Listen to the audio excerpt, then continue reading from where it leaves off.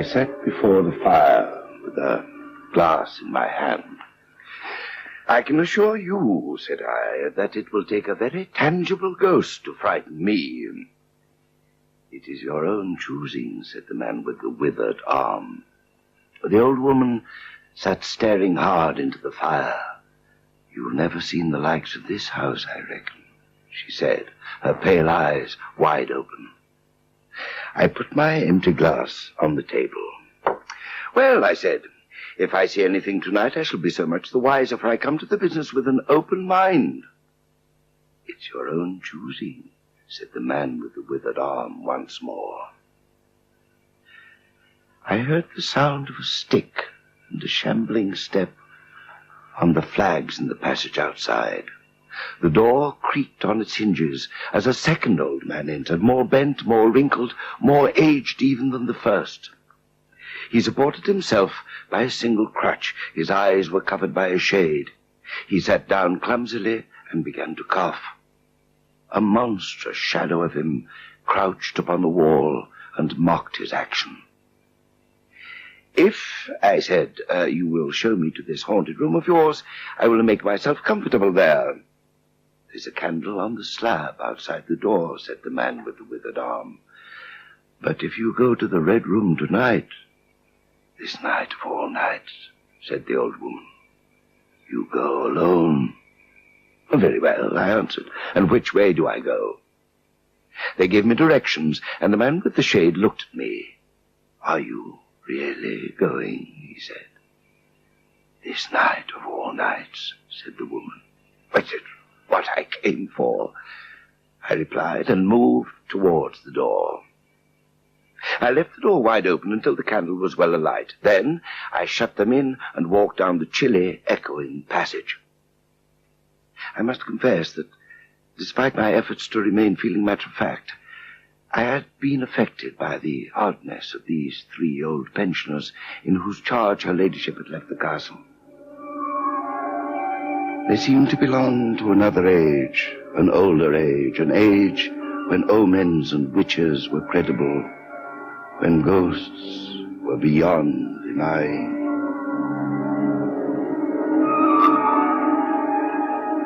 But with an effort, I dismissed such thoughts. The passage was cold and dusty, and my candle flared. Shadows came sweeping up the staircase after me and fled before me into the darkness overhead. At the landing, I stopped for a moment, as I thought I heard something rustle. Then, satisfied at the absolute silence, I pushed open the baize door and stood in the corridor. Everything was in its place.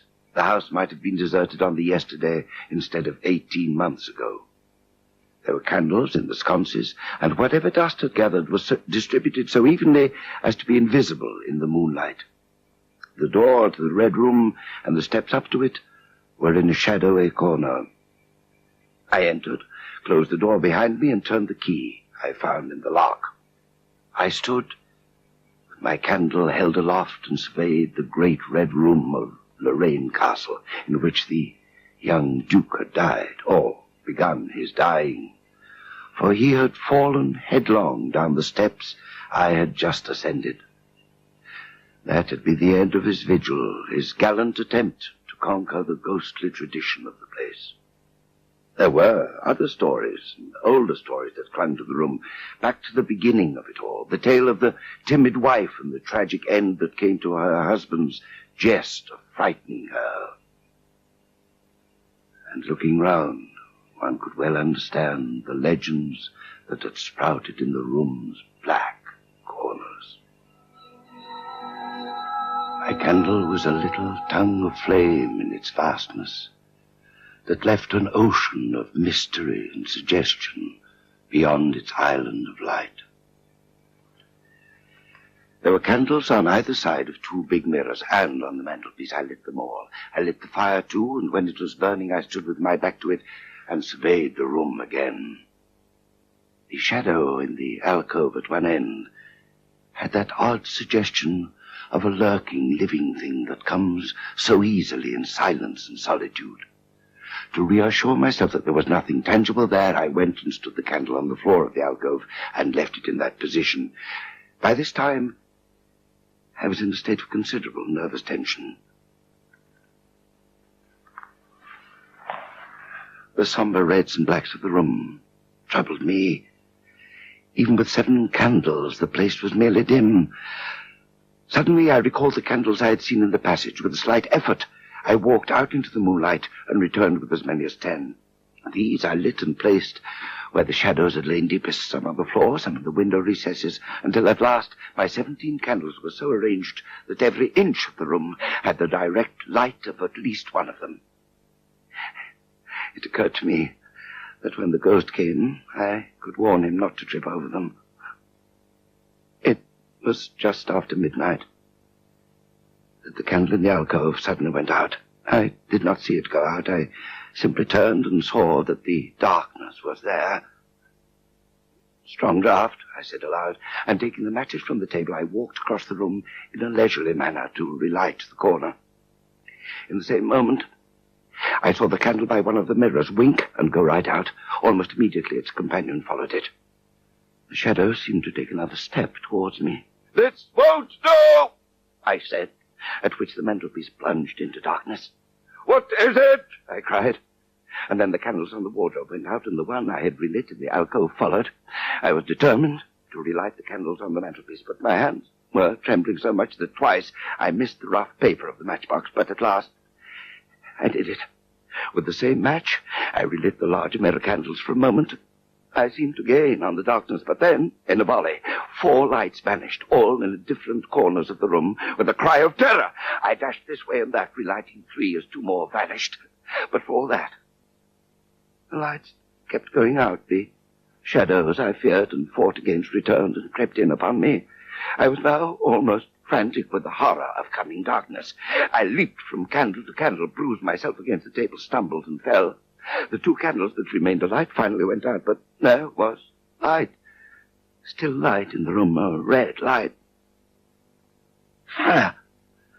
Of course, I could thrust a candle between the bars and relight it. I turned to where the flames were dancing between the coals, but as soon as I took 2 steps, the flames dwindled and vanished.